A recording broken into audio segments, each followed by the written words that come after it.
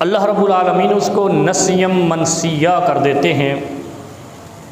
जैसे उसने अपने रब को भुलाया, अल्लाह भी उसको भुला देता है। और फिर जो नबी अलैहिस्सलातु वस्सलाम पर वही नाज़िल हुई, इन्नका ला तहदी मन अहबब्ता वलाकिन्नल्लाह यहदी मन यशा, कि जिस दिल में हिदायत की ख्वाहिश पैदा ना हो वो पैगंबर की मेहनत और जिद्दोजहद और दावत से भी हिदायत नहीं पा सकता। जिस दिल में हक़ को कबूल करने की खुद ख्वाहिश पैदा ना हो, कोई मौलवी, कोई पीर, कोई गद्दी नशीन या कोई वली या कोई कुतुब या कोई अकताब या कोई मिले जुले सारे गौस अगयास, तो ये सारे अगयार उसको हक़ पे नहीं ला सकते जब तक बंदा खुद हक़ को समझने की सलाहियत ना रखता हो। तो जब ये सारे मिलके किसी को हिदायत पे नहीं ला सकते, ये सारे मिलके किसी को मेहनत करके हक़ वाला नहीं बना सकते, अगर वो खुद नहीं आना चाहता तो फिर ये सिफारिशी कैसे बन सकते हैं? फिर कल हशर के दिन वो सिफारिश कैसे कर सकते हैं जो एक बंदे को हिदायत नहीं दिखा सकते? आप इसकी मिसालें बहुत सारी ले सकते हैं, लेकिन आप देखें पैगंबर अलैहिस्सलातु वस्सलाम की सारी जिद्दोजहद ईमान की दावत फैलाने के ऊपर लगी, सारी ज़िंदगी बेसत के बाद कलमा हक़ बुलंद करने पे लगी और अपने चचा को हिदायत नहीं दे सके, एक को नहीं बल्कि दो को, अबू लहब हो या अबू तालिब हो। आखिरी वक़्त तक यही दावत देते रहे कि अल्लाह की तौहीद को मानो, अल्लाह के कलमे को मानो, फलाह पाओगे वरना बर्बाद हो जाओगे। इसी तरह अबू जहल, जितने भी कुफ़ार और मुशरिकीन मक्का थे, जब उनके दिल के अंदर हक़ की पहचान और शनासाई पैदा नहीं हुई, उनको पैगंबर भी हिदायत पे नहीं ला सका, हत्ता कि वो करीबी अजीज़ थे।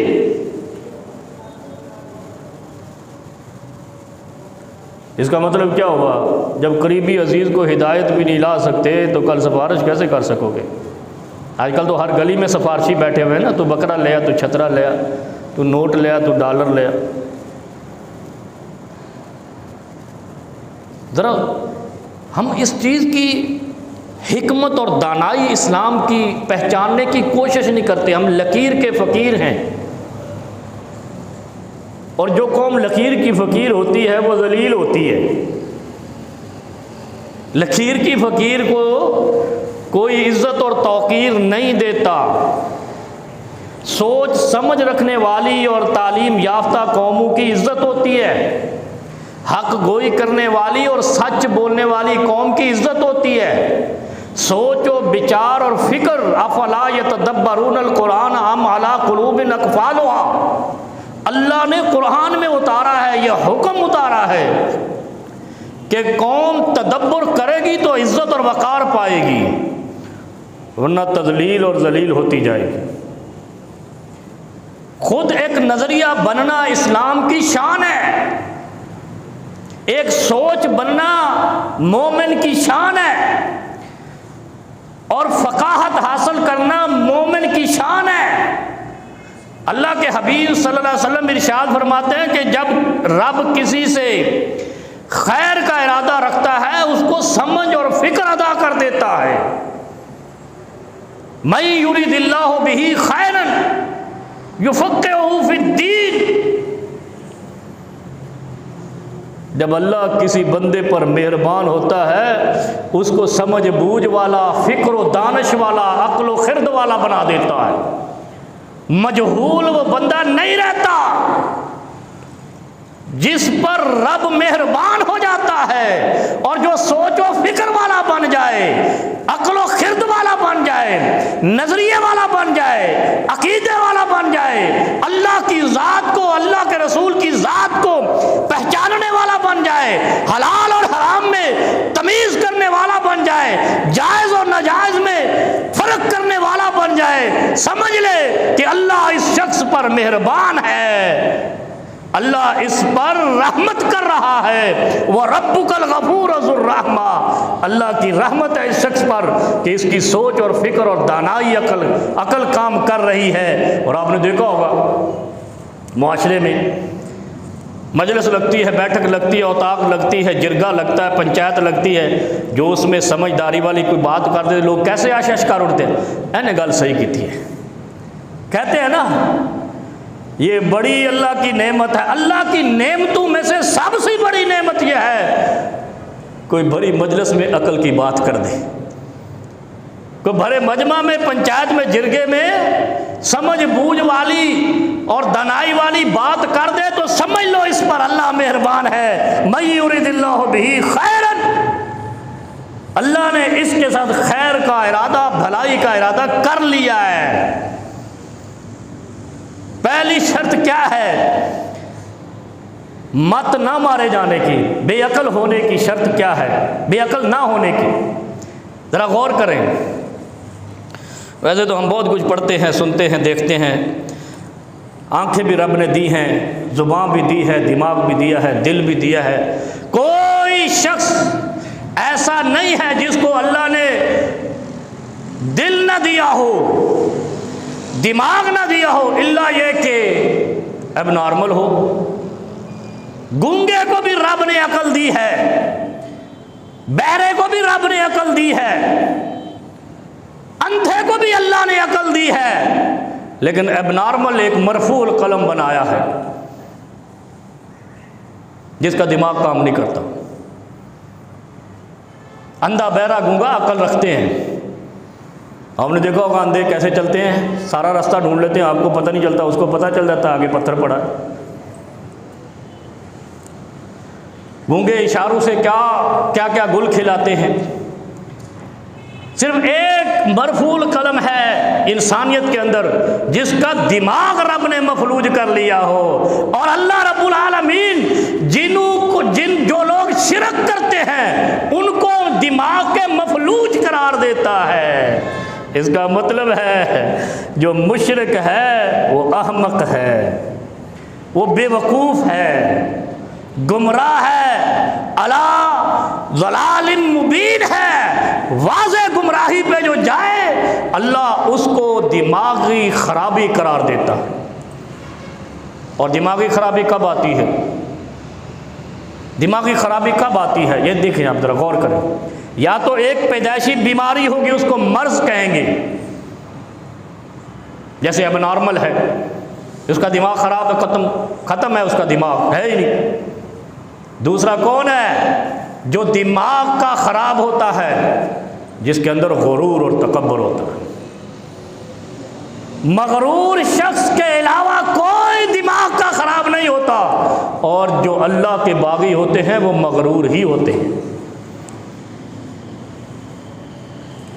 दिमाग हो खराब हो तो उस पर तो सज़ा बनती है ना। दिमाग की खराबी है कोई औलाद बाप की बात ना माने, दिमाग की खराबी है कोई रियासत का कानून ना माने, दिमाग की खराबी है कोई उस्ताद की बात ना माने, तो फिर क्या करते हैं?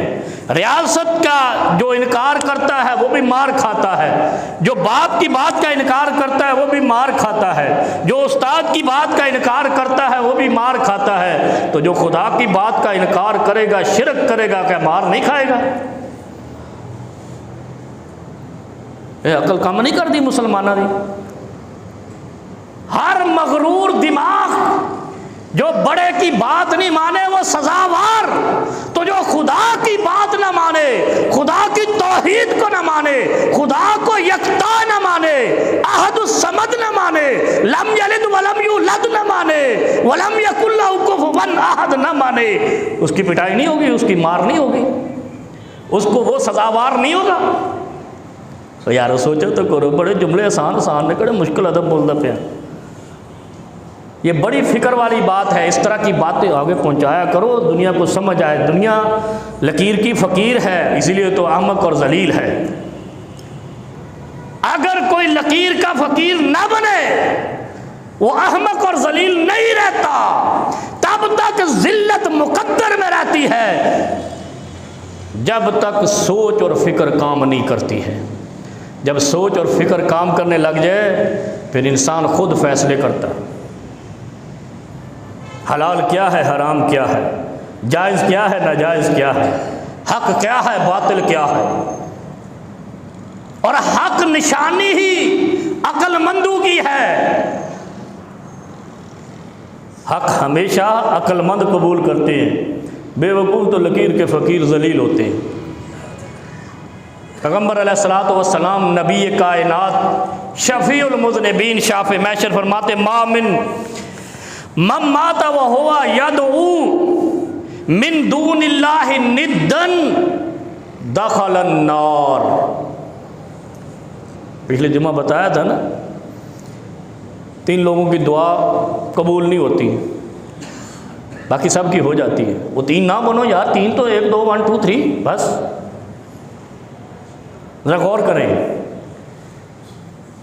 3 आदमी हैं और कितनी किस्म के लोग हैं दुनिया में। कोई कुछ कर रहा है, कोई कुछ कर रहा है। कितनी अक़वाम हैं, कितने कबाइल हैं, कितनी नस्लें हैं, कितनी ममलकतें हैं, कितनी रियासतें हैं, कितनी अनवा अक़साम के। कोई काला है, कोई गोरा है, कोई चिट्टा है, कोई भूरा है, कोई कुछ है।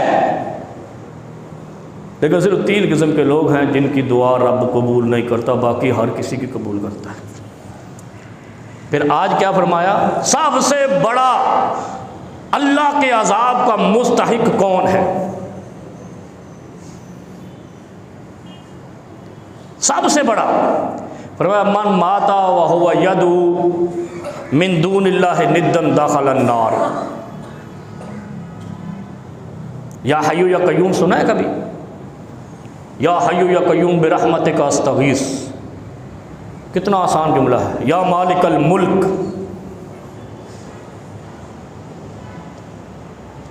सूरह मुल्क है ना कुरान में, तबारकल्लज़ी बियदिहिल मुल्क। कुरान पढ़े हो तो समझ आती हो, सारे वेख के कुरान चुम के रख छड़ देने, खाक समझ आवनी है।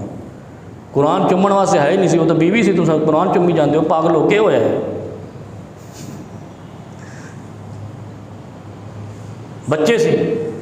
बच्चों से प्यार करो, कुरान को चूमने का नाजायज़ है। नबी अलैहिस्सलाम जहाँ भी किसी बच्चे को देखते, उसको प्यार देते, उसका बोसा लेते। अस बच्चे को डांटते रहने तो कुरान चुमी जाने, वो की आते उल्टी गंगा बह रही है, और पता नहीं इन्हों अपने मुसलमान किमें आखते हैं। ये तो हिंदुस्तानी जुमला है, गंगा उल्टी बह रही है। कुरान को चूमने का कोई तसव्वुर इस्लाम में नहीं है। बच्चों का बोसा लेने का हुक्म है, बच्चों से प्यार और शफकत और मोहब्बत करने का हुक्म है। जो बच्चों से प्यार नहीं करता, लैसा मिन्ना, नबी अलैहिस्सलाम कहते हो मेरा नहीं है, वो मेरा कुछ नहीं लगता। जरा बच्चा ना शफकत नहीं करता, मोहब्बत नहीं करता। कुरान जब भी देखो इसको खोलो। कुरान पे, जिस घर में कुरान पे धूल पड़ जाए वो बदनसीब घर है। वहाँ से बरकत उठ जाती है, वहाँ शैतानत और लड़ाइयाँ झगड़े आ जाते हैं। रोज़ाना कुरान को उठाओ, साफ करो, उसको खोलो। एक लाइन क्यों ना पढ़ो, लेकिन उस कुरान को ज़रूर खोलो। बंद कुरान भी बद्दुआएं देता है। हमारे घर में कुरान पढ़े रहते, रमज़ान का इंतज़ार करते हैं, और पढ़ सा ऐसे ही है। मैं गलत कह रहा हूँ ना? हम तो रोज़ पढ़ते हैं कुरान, ऐसे ही। पूरी उम्मत अगर रोज़ाना 2-2 लाइन भी रोज़ाना कुरान की घर में पढ़े तो इतनी जाहिल ना हो जितनी है, इतनी मक्कार और फराडिया और दगाबाज ना हो जितनी आज है। कितनी दगाबाज है, मिसाल दूंगा तो थोड़ी कड़वाहट होगी।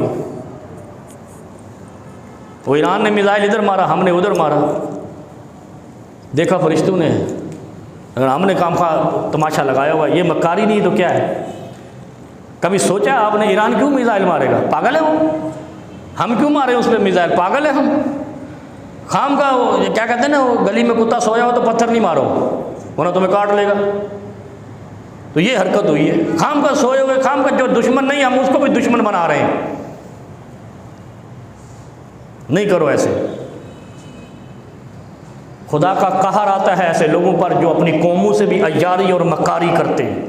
कोई कौम बाकी नहीं बची जिन्होंने खुदा की मखलूक से दगा किया है, धोखा किया है।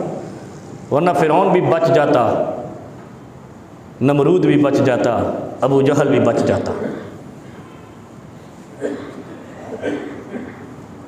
मम्माता व हुवा यदऊ निद्दन मिन दूनिल्लाहि दखल अन्नार।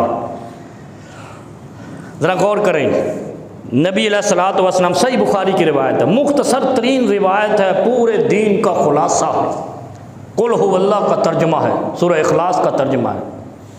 और मैंने एक दफ़ा बताया ना सूरह इखलास किसे कहते हैं। हम कहते हैं मुखलिस, वो इसका माना मुखलिस नहीं है।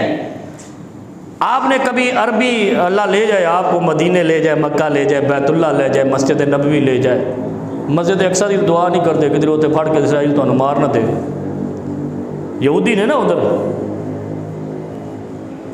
और हम क्या करते हैं यहाँ पे पाकिस्तान में, हम मुसलमान हैं ना, सारे मुसलमान हैं पाकिस्तानी। हमने इस मुल्क पर मुसल्लत होने वाले हर हाकिम को कहा कि यहूदी एजेंट है, और आज भी कह रहे हैं किसी को यहूदी एजेंट। यहाँ अगर कोई हो जाए तो वो एक दिन 1 घंटे के लिए भी किसी को जेल में ना रहने दे। यहूदी इतना ताकतवर हो गया है तुम्हारे बेअमली की वजह से। हमारी बेअमलियों और दीन से मुनाफकत की वजह से अल्लाह ने हमारा दुश्मन कवी कर दिया है। क्यों? जिस घर में झगड़े हो ना, उस घर पर गली के वाश भी तगड़े हो जाते हैं। हमारे मुल्क में जब से बना है झगड़े ही झगड़े हैं। कभी हमने कौमियत के नाम से कौमों को बांटा, कभी लिसानियत के नाम से बांटा, कभी हमने सूबों के नाम से बांटा, कभी हमने इलाके के नाम से बांटा। इस मुल्क और इस कौम को हमने तकसीम दर तकसीम किया, सिर्फ इस मुल्क को, इस कौम को कैप्चर करने के लिए। और नतायज यह है कि जो छोटा सा दुश्मन है वो भी धमकियाँ लगा देता है हमें। और यही उसूल फिर लेके जाओ ना, ये हमारे मनाज़िर कुदरत हैं, ये ज़मीन पे मनाज़िर कुदरत हैं, इनको देखा करो। कुल सीरू फिल अर्ज़, ज़मीन की अजायबात को देखा करो, ये इंसानी मखलूक़ात को देखा करो, और इसी को फिर फितरत अल्लाह फतरन्नास अलैहा, और ये अल्लाह की फितरत है, इसको भी नोट किया करो। अल्लाह भी यही कहता है, जो मेरी तौहीद से हटेगा, जो मुझे यकता मानने से हटेगा, वो उस पर भी उसके दुश्मन मुसल्लत ऐसे ही होते रहेंगे। जैसे मुसलमानों पर हैं। अगर मुसलमान इस वक्त भी अल्लाह को कारसाज बिल्कुलिया मान ले, साले अकीदा के साथ मान ले, तो ये 80 लाख का इसराइल मुसलमानों को अपना यरगमाल ना बना के रखे। हमारे अंदर तौहीद ही नहीं है, और फिर हम नकाली में उनसे भी आगे निकलना चाहते हैं, तो खुदा ने तो फिर रहमत उठा ली है ना। खुदा तो हिदायत उसको देता है जिसके दिल में हिदायत की ख्वाहिश पैदा होती है, और जिसके दिल में ख्वाहिश पैदा ना हो उसको तो हिदायत पैगंबर भी नहीं दे सकता। कभी सोचा करो, जिसके पास मर के जाना है उसकी हकीकत को पालें, बस इतना सोच लिया करो। कोई शख्स जिंदगी और मौत का इनकार नहीं कर सकता, तो तौहीद का कैसे कर देता है? जिस रब के पास मर के जाना है, कभी ये सोचा करो कि उसके पास क्या लेके जाना है, बाबों को लेके जाना है या अकीदे को लेके जाना है, पीरों को लेके जाना है या अमल को लेके जाना है। अगर पीरों फ़कीरों से बख्शिश होती तो सैयदना अली उल मुर्तज़ा और आले बैत को तो काम करने की ज़रूरत ही कोई नहीं थी, इबादत करने की ज़रूरत ही कोई नहीं थी। हुसैन को करबला में जाने की ज़रूरत क्या थी? जन्नत के सरदार तो थे। नहीं समझे? वो बात याद आ गई, एक बीच में कर देता हूँ फिर आगे चलते हैं। वो एक मौलवी साहब की मैंने बयान सुना एक चैनल पे, उसका अपना ही चैनल है वो। पाकिस्तान में दो तबके ऐसे निकले हैं जिन्होंने पहले कहा था टीवी देखना हराम है, टीवी शिकन मुजाहिर, टीवी तोड़े गए थे बाज़ारों में, चौकों में, मंडियों में, हर जगह पे टीवी शिकन मुजाहरे हो रहे थे। तस्वीर हराम है, टीवी में आना हराम है, टीवी पे जाना हराम, पता नहीं हर शे हराम इन्होंने कोल यार, इन्होंने हलाल। इस वास्ते तो दुनिया दूर हो गई, कहते मौलवी की गल ही सुनना हराम है। और फिर हम जैसों से भी लोग दूर चले गए। वो कहता है हज़रत अली रज़ी अल्लाह, एक मौलवी साहब कहते हैं बड़ी सोहनी जी सावी पगड़ी बन के आखते हैं कि हज़रत अली रज़ी अल्लाह अन्हु जब घोड़े पे सवार होते थे ना, एक रकाब में पाँव रखते थे, जब दूसरे रकाब में पाँव रखने जाते पूरा कुरान पढ़ लेते। और नबी अलैहिस्सलातु वस्सलाम पर कुरान कितने अरसे में उतरा? 23 साल में। और हम क्या करते हैं, इसने 8 महीने में हिफ्ज़ कर लिया, उसने 6 महीने में हिफ्ज़ कर लिया। नहीं, ये गलत है, खिलाफ शरीयत है। कुरान तो उतना ही तदरीजन है, और कुरान की निशानी हुक्म खुदावंद है। अल्लाह रब्बुल आलमीन का हुक्म है, वरत्तिलिल कुरान तरतीला। ओ यार पढ़ लिया करो, कुरान को मरो। कुरान कहता है वरत्तिलिल कुरान तरतीला, आहिस्ता आहिस्ता तरतील से, तजवीज़ से, प्यार से, मोहब्बत से, लफ्ज़ लफ्ज़ को गौर और तदब्बर से पढ़ो। हज़रत राय मेरे जो हाफिज़ करके तमगा लेने, ये तमगा होते गले पै जासी, मुसीबत बन जासी। क्या फरमाया? वो हज़रत साहब फरमाते हैं सबज पगड़ी बांध के कि हज़रत अली रज़ी अल्लाह ताला अन्हु एक रकाब में जब पाँव रखते थे, दूसरे रकाब में रखने से पहले अल्लाह अकबर पूरा कुरान पढ़ जाते। मर गए भाई, दुनिया का सारा निज़ाम फेल, अक्लो खिरद फेल, इंसानियत फेल। बस एक रकाब से दूसरे रकाब। हज़रत अली रज़ी अल्लाह अन्हु का अमल देखो।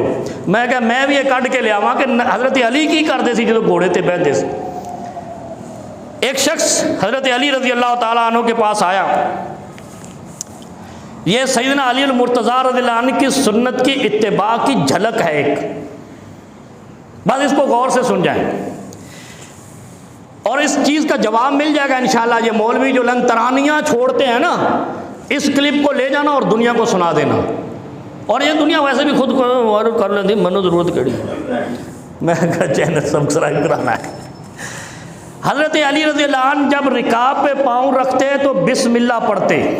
सही हदीस बता रहा हूँ, मुस्नद अहमद की अल-मौसूअतुल हदीसिया और जितनी भी कुतुब अहदीस है, सैयदना रज़ी अल्लाह अली अल मुर्तज़ा रज़ी अल्लाह अन्हु की फ़ज़ाइल में से ये एक चीज़ है कि हज़रत अली अल मुर्तज़ा ने सवारी पे सवार होने का वो तरीका बताया जो उन्होंने नबी अलैहिस्सलातु वस्सलाम से सीखा।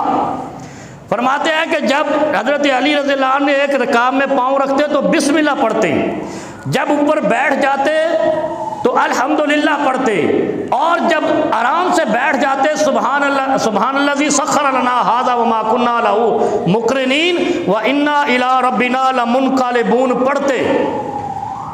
उसके बाद 3 बार अल्हम्दुलिल्लाह पढ़ते और 3 बार अल्लाहु अकबर पढ़ते, और फिर पढ़ते अल्लाहुम्मा ला इलाहा इल्ला अंता ज़लमतु नफ्सी फ़ग़फ़िरली इन्नका अंतल गफ़ूरुर रहीम।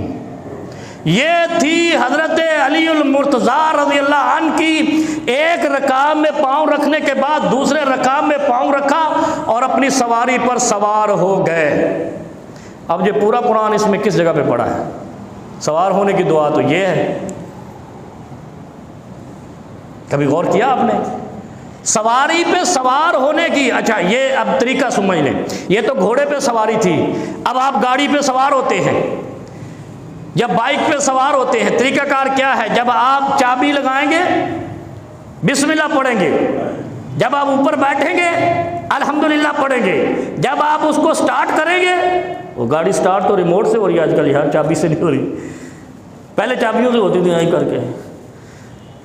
फिर जब सीट पे बैठ गए, फिर आपने गाड़ी को स्टार्ट और गियर लगाने से पहले कहना है सुब्हानल्लाज़ी सख्खर लना हाज़ा व मा कुन्ना लहू मुक़रिनीन व इन्ना इला रब्बिना लमुनक़लिबून।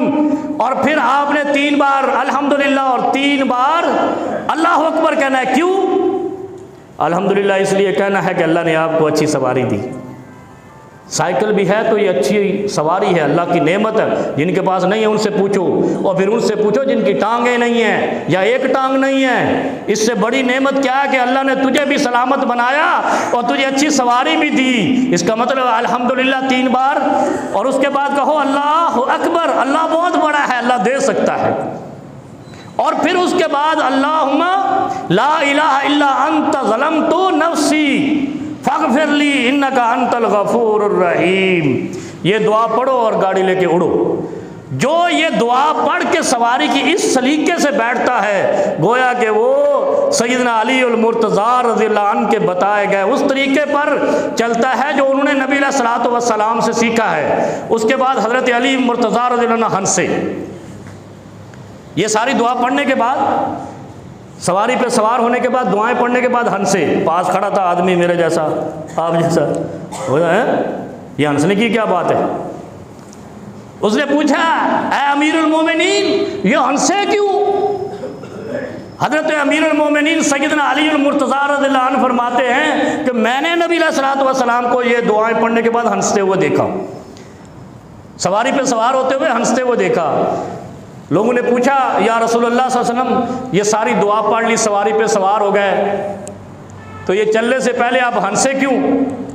हज़रत रसूलुल्लाह सल्लल्लाहु अलैहि वसल्लम ने वहाँ पे ये बात इरशाद फरमाई कि मुझे ताज्जुब हुआ उस शख्स पर कि जिस शख्स को ये इल्म है कि अल्लाह के अलावा कोई माबूद नहीं और गुनाहों को माफ़ करने की ज़ात उसके अलावा और कोई नहीं, और माफ़ी देने वाली उसके अलावा कोई ज़ात नहीं। जिस शख्स को इतना इल्म मौजूद है उस पर खुश ना हुआ जाए तो क्या किया जाए? माफ़ी सिर्फ अल्लाह रब्बुल आलमीन की ज़ात दे सकती है। जैसे हिदायत सिर्फ खुदा चाहे तो मिल सकती है, माफ़ी भी खुदा दे तो मिल सकती है। कोई पैगंबर, रसूल, वली, अख्ताब, कुतुब अख्ताब कुछ नहीं दे सकते सिवाय तुम्हें हिदायत का दर्स देने की। है दुआ के अंदर एक तो नबी अलैहिस्सलातु वस्सलाम ने फरमाया मा मिन मुस्लिमिन यदऊ बिदावतिन लैसा फीहा इस्म वला क़तियतु रहम। कता रहमी की दुआ ना करे कोई। कता रहमी की दुआ क्या है? कोई रिश्तेदारी तोड़ने वाली दुआ, रिश्तेदार के ख़िलाफ़ बद्दुआ, ये भी कता रहमी। रिश्तेदारी तोड़ने वाली दुआ या रिश्तेदारी को बद्दुआ। कभी सोचा आपने? 3, 4, 5, 7, 8, 10 भाई हो ना, आपस में लड़ पड़े तो भाई भाई को बद्दुआ दे रहा होता, ये दुआ कबूल ही नहीं होती। नबी अलैहि सलाम ने पहली शर्त क्या बयान फरमाई? जिसमें गुनाह के अल्लाह का शुक्र है मेरी फिल्म जड़ी है ना बॉक्स ऑफिस से हिट कर गई, ये गुनाह की दुआ है। अल्लाह का शुक्र है मेरा कारोबार चंगा चलता है, दुकान शराब नहीं खोली, ये गुनाह ही दुआ है। ये मुजरिमाना दुआ है, ये मुसलमान की शान ही नहीं, अल्लाह इसको लेता ही नहीं है। ऐसे ही है ना, और मैंने सुना है ये वो कारोबार किमें चलता है? चंगा चलता है कारोबार के है वो मैं खुद वेखे वो चरस दे राड़ बेचता है तो मेरे मोहल्ले च बेचता है, तो अल्लाह का शुक्र है, अल्लाह का शुक्र है तू चरस बेच, माअज़ल्लाह अस्तग़फिरुल्लाह। अल्लाह के बंदो, गुनाह की दुआ कबूल नहीं होती, वो लानत बनती है। दूसरी कता रहमी की दुआ। रिश्तेदार जितना भी आपसे जुल्म कर रहा है, जो रिश्तेदार है, खूनी रिश्ता जिसे कहते हैं, कता रहमी उसको कहते हैं जो खूनी रिश्ते होते हैं। बाकी तो दुनिया कायनात है, खूनी रिश्तों के खिलाफ बद्दुआ ना करें, पलट आएगी आप पर। कायनात के हर इंसान के लिए नहीं, ये कता रहमी, कतियत तो राहिमिन। हम तो वैसे कोई ऐसे जालिम हो ना, इधर यार इधर में जब नाम लेता हूँ फिर लोग नाराज़ होते हैं, माफिया टाइप लोग, उनको लोग बद्दुआ दे रहे होते तो लोग क्या कहते हैं, भाई बद्दुआ नहीं दे, क्यों नहीं दे? कता रहमी की जो रहम के रिश्ते हैं उनको बद्दुआ नहीं लगती बल्कि पलट आती है। बाकी जो आपके साथ ज़्यादती करता है, जुल्म करता है, आपका माल हड़प करता है, ज़मीन हड़प करता है, या जो भी आपके साथ आपके खिलाफ झूठा प्रोपेगेंडा करता है, उसको बद्दुआ लगती है। अगर आप सच्चे हैं तो बद्दुआ लगेगी, लेकिन उसका भी मैं आपको तरीका बताता हूँ। नबी अलैहि सलाम ने बताया वो कैसे लगती है। ये बड़ी अहम बात है अंदर की। खुफिया मुज़ाकरात वाली अल्लाह रब्बुल आलमीन से। नबी अलैहिस्सलाम ने फरमाया कि दो चीज़ें हों तो बद्दुआ नहीं लगती बल्कि पलट आती है, इससे बचना। जो पलटे वाली बद्दुआ होती है इससे बचना, ये गौर रखने। रिश्तेदार को बद्दुआ ना दें, कुचले आप जाएंगे। जितना भी जालिम है, जो भी कर रहा है, लेकिन उसको बद्दुआ ना दे। क्या कहें उसको? अल्लाह इसको हिदायत दे, बस ये आपके ऊपर।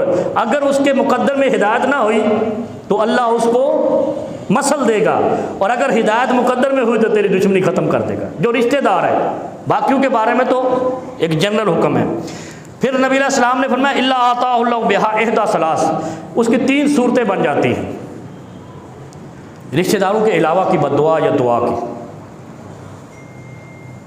इसको बीच में निकाल दें, एक तो गुनाह की दुआ को, एक रिश्तेदार की दुआ को, बद्दुआ को, इसको निकाल दें। फरमाया इल्ला आताहुल्लाहु इहदा सलास, 3 चीज़ों में से एक ज़रूर मिल जाती है।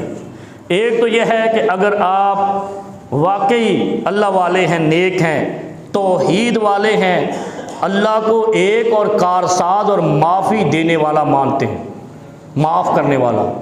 व रब्बुकल गफूर ज़ुर रहमा, रहमत बांटने वाला अगर आप रब को समझते हैं, गफूर रहीम अगर रब को समझते हैं, गनीयुन हमीद अगर रब को समझते हैं, कादिर कदीर गफ़ार और सत्तार अगर आप अपने रब को मानते हैं तो आपकी बद्दुआ लगेगी। लेकिन उसकी तरीक़ाकार क्या होगा? इल्ला तअज्जल लहू दावतहू, या तो अल्लाह रब्बुल आलमीन आपकी सिसकी की वजह से, आपके दिल की कर्ब की वजह से उसी वक़्त कबूल कर लेगा। और वो मैंने तरीका बताया था कि अल्लाह के यहाँ फौरी दुआ कबूल करने की शर्त क्या है? आँखें भी पुरनम हो जाएं, दिल भी लर्जीदा हो जाए। जब आप पर ये कैफियत आ जाए तो आप समझें आपका क्या कहते हैं, तार मिल गई है रब से। फिर आपकी बद्दुआ कबूल है और आपकी दुआ भी कबूल है। फिर अल्लाह सिर्फ शिरक से पाक दिल की दुआ कबूल कर लेता है, मुशरिक की दुआ कबूल नहीं करता। भले वो रो रो के अपने अखा अन्नियाँ कर लगे। मुशरिक की ये सिर्फ दुआ कबूल हो सकती है कि वो तौबा करे कि आइंदा मैं किसी कब्र वाले को, मुर्दे को नहीं मंगांगा, मैं जिंदा हय्युन कय्यूम को मंगांगा। उसकी दुआ भी रद्द नहीं होती। दूसरा फरमाया इन्मा अय्यदाखिरहा फिल आखिरा, फिर अल्लाह रब्बुल आलमीन के फरिश्ते जब आपकी दुआ को ऊपर लेके जाते हैं, अल्लाह रब्बुल आलमीन उस दुआ को जांचता है, उसके क्या कहते हैं, इंक्वायरी करता है। आज के दौर में इंक्वायरी कहते हैं, जांच पड़ताल करता है अल्लाह रब्बुल आलमीन। ये दुआ इसको यहाँ देना ठीक है, इसका सिला या आखिरत में रखें। अगर तो आप कर्ब वाली दुआ कर रहे हैं, आप पर जुल्म हुआ है, तो ताज्जल लहू दावतहू, अल्लाह ने उसी वक्त कबूल की और जालिम को अंजाम तक पहुंचा दिया। और अगर अल्लाह ने देखा कि जुल्म तो कोई नहीं हुआ, ये मजलूम नहीं है, लेकिन ये मांग रहा है अपने बच्चों के लिए, अपने फ्यूचर के लिए, तो फिर अल्लाह यद्दाखिरहा फिल आखिरा, फिर अल्लाह उसको महफूज कर लेता है, सेव कर लेता है अपने पास। तीसरी, हाँ तीसरी मेरे आपके लिए बड़ी अहम है, मा मिन मुस्लिमिन यदऊ लहू, तीसरी हालत दुआ की। मैं दुआ को काफ़ी अरसे से समझा रहा हूँ, मैं इसकी आगे वजह भी बताता हूँ कि दुआ की क्या अहमियत है। मुसीबत को सिर्फ दुआ टाल सकती है, आपकी नमाज भी नहीं टाल सकती, आपका हज भी नहीं टाल सकता, आपका रोज़ा भी नहीं टाल सकता। जब नबी कायनात ने फरमाया है कि मुसीबतों को टालने वाली सिर्फ दुआ है, तो ये नमाज के बाद दुआ इसलिए है, हज के बाद दुआ इसलिए है, रोज़े के इफ्तारी के वक्त दुआ इसलिए है कि इंसान एक असल फ़र्ज़ी इबादत से गुजरा होता है, अल्लाह से मिला हुआ होता है दुआ कर। वहाँ ज़्यादा इम्कान है कि आपकी दुआ कबूल हो जाए, वरना दुआ हर वक्त है, किसी फ़र्ज़ के साथ मुंसलिक इज्तिमाई दुआ नहीं है। तीसरी हालत जो दुआ आप करते हैं उसके बाद, अच्छा दुआ करने वाला कभी पशेमान ना हुआ करे, मैं दुआ कहती है कल तो उन मिले कुछ नहीं, ये कोई एंड्रॉयड मोबाइल तो नहीं है क्लिक किया थे सामने कुछ सब कुछ आ गया। ये तो अल्लाह के पास जाएगी, आपका नंबर लगेगा, वहाँ जांच पड़ताल होगी, इंक्वायरी होगी, अभी देना है, कल देना है, या सेव करना है, बाद में देना है। तीसरी हालत दुआ की सुन लें, अल्लाह के हबीब नबी मुकर्रम सल्लल्लाहु अलैहि वसल्लम दुआ के बारे में इंतहाई अहम इरशाद फरमाते हैं। फरमाया इम्मा यसरफ अनहु मिनस्सूई मिसलहा। नबी अलैहिस्सलाम फरमाते हैं कि एक बड़ी मुसीबत आने वाली है और आपने अपने रिश्तेदार के हक में दुआ की है, अपने हक में दुआ की है, अल्लाह से माफ़ी की दुआ की है, अल्लाह उस मुसीबत को रास्ते में ही रोक देता है, आप तक पहुंचती नहीं है। किसकी वजह से? दुआ की वजह से। अल्लाह उस आने वाली मुसीबत को दो वजह से टाल देता है। आज सदका तो रद्दुल कज़ा, या तो सदका कर दो आपकी आने वाली मुसीबत टल जाएगी, या दुआ किया करो आने वाली मुसीबत को अल्लाह टाल देता है जो आपकी तरफ पलटने वाली है। हम रो रहे होते हैं ऐ हो गया थे, ओ किसी और ने खुतबा शुरू कर लिया, यार खुदा दा खौफ कर यार, वो है सुन नसीहतें आया कर तो कर ही रखी आया कर, सारा टेम्पो ख़राब कर देंगे। क्या फरमाया? इम्मा अन यसरिफ अनहु अस्सू मिसलहा। अच्छा मिसलहा, अस्सू मिसलहा को पता क्या है? छोटी बीमारी नहीं, बदल बुखार आया दुआ कितनी टल गया, ये तो टाल ही जाना है। नबी अलैहिस्सलाम फरमाते को बड़ी मुसीबत आने वाली है जो आपकी दुआ की बरकत से अल्लाह टाल देता है। सहाबा किराम अर्ज़ करते हैं या रसूल अल्लाह इज़न नुक्सर। सहाबा किराम कहते हैं या रसूल अल्लाह सल्लल्लाहु अलैहि वसल्लम इज़न नुक्सर, तो फिर हम ज़्यादा दुआ किया करें। ये बड़ा इस्तिफ़हामिया जुमला है, ज़रा गौर करें। हम क्या करते हैं? ज़ोहर के जनाब हमने जुमा भी पढ़ लिया, पीछे 12 रकात भी पढ़ लिया, 12, 16, 17 क्या करते हैं ये? नहीं, सहाबा किराम कहते हैं रिज़वानुल्लाह अलैहिम अजमाइन या रसूलुल्लाह सल्लल्लाहु अलैहि वसल्लम इज़न नुक्सर, तो फिर हम दुआ में कसरत किया करें ना। नवाफिल को छोड़ के दुआ में कसरत किया करें, फ़र्ज़ों को नहीं छोड़ना, क्योंकि इस्लाम का मंबा फ़राइज़ है, इस्लाम का मनहज और महवर फ़राइज़ हैं। फ़राइज़ पढ़ो, फ़र्ज़ों से लंबी दुआ करो। 4 फ़र्ज़ पढ़ते हो 12 मिनट से 15 मिनट लगते हैं, और दुआ कितनी है? वो मौलवी साहब ने अल्हम्दुलिल्लाह रहमतिक या रहमान रहम नहीं करते। नहीं तो मेरे साथ चलना, अभी किसी और उस मस्जिद में जाऊंगा, आप देखना नमाज फ़र्ज़ के बाद 35 सेकंड से लंबी दुआ नहीं करते जालिम।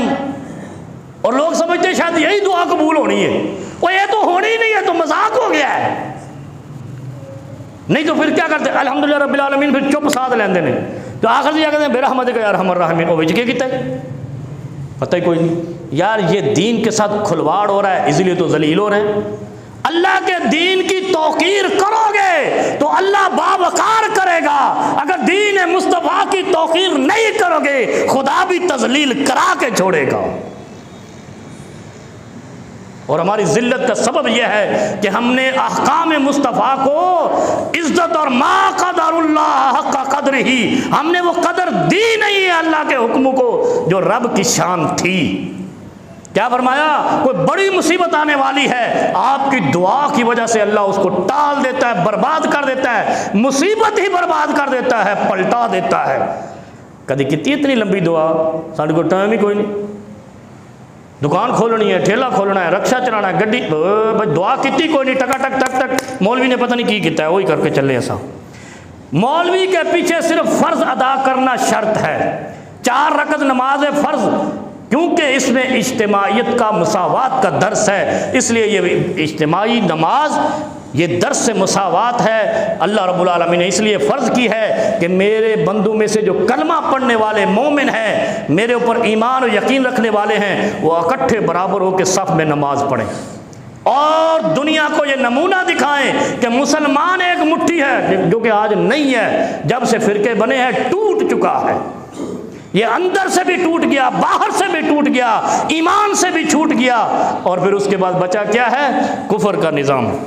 इज़न नुक्सर कहते हैं या रसूलुल्लाह सल्लल्लाहु अलैहि वसल्लम फिर हम दुआ में कसरत किया करें, तो नबी अलैहि सलाम ने ये नहीं कहा कि नफलों में कसरत किया करें, फरमाया अल्लाहु अक्सर। अल्लाह अकबर तो सुना है ना, ये सही हदीस है बुखारी की। फरमाया अल्लाहु अक्सर, तुम जितनी दुआ करो अल्लाह के पास इससे भी ज़्यादा और कसीर ख़जाने हैं। जितनी मर्जी दुआ करो अल्लाह के पास और है, अक्सर है, कसीर है, बहुतात है, जितना मांगोगे खुदा देने पर कादिर कदीर है। कर दें दुआ और करा करो दुआ, मौलवी के पीछे ना लगा करो सिवाय फ़र्ज़ा पढ़न तो। फ़र्ज़ पढ़ने के बाद जो 35 सेकंड की 40 सेकंड की दुआ है बेमाना है। अगर कोई लंबी दुआ करता है आपके लिए मांगता है तो फिर अल्लाह रब्बुल आलमीन उसको रद्द नहीं करता, क्योंकि फ़र्ज़ों के बाद मांगी हुई दुआ भी कबूल होती है। अल्लाह रब्बुल आलमीन हम सब की परेशानियाँ दूर फरमाए और हमें हक़ का रास्ता समझाए, तौहीद का रास्ता समझाए। ये वजाहत साहब हैं, एक दूर से आए थे दुआ के लिए। उनकी ख्वाहिश है कि इमाम साहब जुमे में, अच्छा लोगों को अल्लाह ताला और अपनी रहमतों के साए में रखे। लोगों को पता चल गया है कि जो दौरान जुमा दुआ की जाती है खुतबा जुमा में, वो अल्लाह रद्द नहीं करता। फरमाया ना, एक हदीस में आता है कि जुमे के दौरान एक ऐसी घड़ी है जिसमें अल्लाह रब्बुल आलमीन मांगी हुई दुआ कबूल कर लेता है, यानी रद्द ही नहीं करता। हाँ, वो फिर उसकी 3 सूरतें बन जाती हैं, या तो उसके बदले में कोई मुसीबत डाल देता है, या सेव कर लेता है, जब ज़रूरत पड़ेगी तो दे देगा। तीसरा ये है कि उसी वक्त पूरी कर देता है। ये जो शर्त है ना, पहली शर्त अंताजल लहू दावतहू, अल्लाह रब्बुल आलमीन उसी वक्त उसकी दुआ पूरी कर देता है। ये बड़ी ख़ास दुआ है जो जुमे के दौरान, खुतबे के दौरान की जाए, अल्लाह कबूल कर लेता है और अल्लाह पूरी भी कर देता है। बहुत दूर से आए थे, उन्होंने कहा जुमे में दुआ करना हमारे लिए कि अल्लाह रब्बुल आलमीन हमें अपना घर दिखाए, बैतुल्लाह दिखाए। ये बड़ी नेक दुआ है। अब सब आमीन कहना, मैं दुआ करता हूँ अल्लाह हम सब को अपने घर का, हज बैतुल्लाह का मौका अता फरमा दे। अल्लाह ए ज़ुल जलाल वल इकराम, ए कादिर कदीर, ए गफ़ार व सत्तार, ए गनीयुल हमीद, जिन लोगों ने दुआओं के लिए कहा इन सब की नेक हाजात को पूरा फरमा दे। ए अल्लाह वजाहत साहब और उनकी अहलिया, इन्होंने दुआओं के लिए कहा है, अल्लाह उनके दिल की ख्वाहिश है वो तेरे दर का एक दफ़ा हज ज़रूर कर लें। अल्लाह उन्होंने बड़े बिल बला कर दुआ के लिए कहा है, अल्लाह तो उनके दिल की ख्वाहिश को पूरा फरमा दे। अल्लाह उनको हज बैतुल्लाह की और अपने प्यारे हबीब सल्लल्लाहु अलैहि वसल्लम की मस्जिद दिखलाने की तौफीक अता फरमा दे। अल्लाह हम में से जितने भी परेशान हैं सब की परेशानियों को दूर फरमा दे। अल्लाहुम्मा अल्लिफ़ बैना क़ुलूबिना व अस्लिह ज़ाता बैनना वंसुरना अला अदुव्विना रब्बना इग़फ़िर लना व लिइख़्वानिना अल्लज़ीना सबक़ूना बिल ईमान वला तजअल फ़ी क़ुलूबिना ग़िल्लन लिल्लज़ीना आमनू रब्बना इन्नका रऊफ़ुर रहीम। इबादल्लाह रहिमकुमुल्लाह, इन्नल्लाह यअमुरु बिल अदलि वल इहसान व ईताइ ज़िल क़ुरबा व यनहा अनिल फ़हशाइ वल मुनकरि वल बग़ी